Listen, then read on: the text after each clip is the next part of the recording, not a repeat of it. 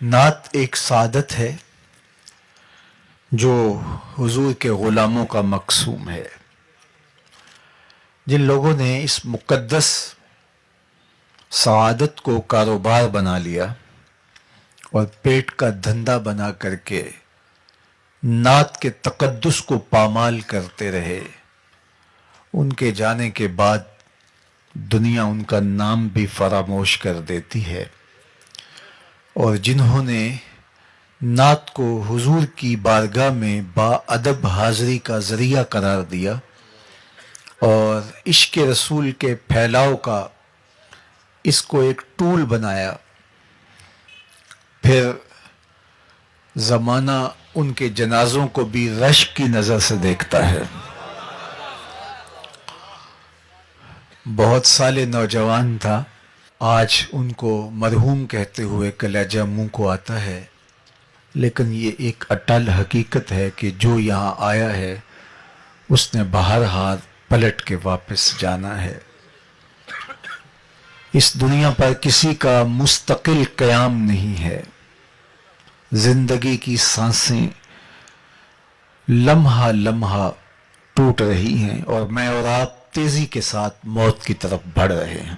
یہاں کسی نے بیٹھ نہیں رہنا، بالآخر کوچ کرنا ہے. تو آئیے میں اور آپ اپنے آپ کو مالک کی دہلیز پہ لے جائیں اور موت کی تیاری کریں. مجھے بتاؤ کہ کسی کو پتا تھا کہ یہ چمکتا ہوا چہرہ اور یہ روشن پیشانی جب بولتا ہے تو لہجے کی خوشبو اطراف میں پھیل جاتی ہے، یوں ہی ہاتھوں سے نکل جائے گا؟ کیا میرے اور آپ کے خواب و خیال میں بھی کوئی 2-3 ماہ پہلے یہ کہانی تھی؟ لیکن یہ حقیقت واقعہ ہم اپنی آنکھوں سے دیکھ رہے ہیں. تو اس لیے میں نے اور آپ نے بھی یہاں سے رخصت ہونا ہے. تو خوش نصیب لوگ اور عبرت حاصل کرنے والے لوگ اپنی آخرت کی تیاری کرتے ہیں، ورنہ وہ لوگوں کی وفات پر چند لمحوں کے تعزیتی کلمات کہنے کے بعد اپنی غفلت شیار زندگی کا حصہ بن جاتے ہیں، اور پھر موت جب انہیں اچانک دبوچتی ہے تو پھر وہ کہتے ہیں کاش کہ ہم فلاں کے مرنے سے عبرت حاصل کر لی ہوتی. لیکن اس وقت پھر وقت ہاتھ سے نکل چکا ہوتا ہے. ہمارے مرحوم بھائی کی اچانک وفات ہمیں یہی درس عبرت دیتی ہے. اور میں آپ کو دوسری بات یہ کہنا چاہوں گا کہ آپ کی عقیدت ان کے نام سے اور ان کے صرف مزار سے اور ان کی قبر سے نہیں ہونی چاہیے، بلکہ آپ کی عقیدت ان کے مشن سے، ان کے فکر سے جو جامعۃ المصطفیٰ کی صورت اور شکل کے اندر دے کر کے گئے ہیں. آپ کی محبت کا عملی ثبوت اس ادارے کو آپ نے اپنا ادارہ سمجھنا ہے. میں مر کے بھی زندہ ہوں اہل وفا کی محفل میں، میری محفل میں یا میرا مزار نہ پوچھ. تو کسی کی فکر کے ساتھ جڑ جانا، یہ اس کے ساتھ محبت کا حقیقی رنگ اور حقیقی اسلوب ہوا کرتا ہے. تو یہ انہوں نے ایک مثال بھی قائم کی. عمومی طور پہ ثنا خانوں کو پذیرائیاں بھی ملی ہیں، بہت بہت عزتیں بھی ملی ہیں، لوگوں نے مال بھی نچھاور کیا، لوگوں نے ان کے قدموں میں اپنی آنکھیں بھی بچھائیں. ثنا خانوں کی بہت ساری غلطیوں کو لوگ نظر انداز بھی کرتے ہیں، اس لیے کہ یہ حضور کی ثنا خوانی کرتے ہیں، یہ حضور کی نعت پڑھتے ہیں.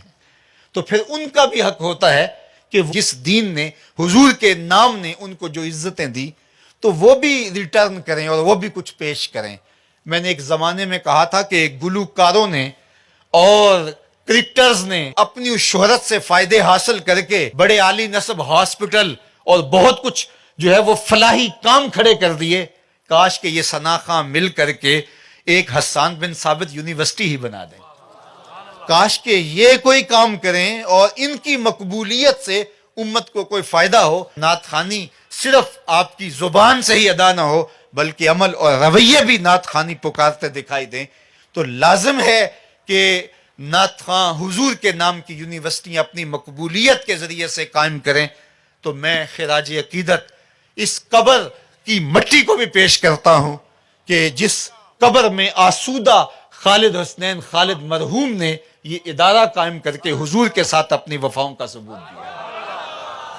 اور پھر حضور نبی رحمت نے اس محبت کو ادھار نہیں چھوڑا، بلکہ جو پذیرائی، جو تکریم، جو عزت اور جو وقار، اللہ اکبر، خالد حسنین خالد کو نصیب ہوا، لگتا نہیں تھا کہ یہ کچھ جنازہ جا رہا ہے، لگتا تھا کسی دولہے کی بارات جا رہی ہے۔ تو یہ حضور کے ساتھ محبت کا عملی رنگ تھا جو زمانے نے دیکھا۔ تو اللہ کی بارگاہ میں دعا ہے کہ اللہ اس تربت نور پہ ہمیشہ اپنی رحمتوں کا نزول فرمائے۔ مسجد و مدرسہ خان کا ہے کہ در وے بود قیلو کالے محمد، کہ در وے بود قیلو کالے محمد۔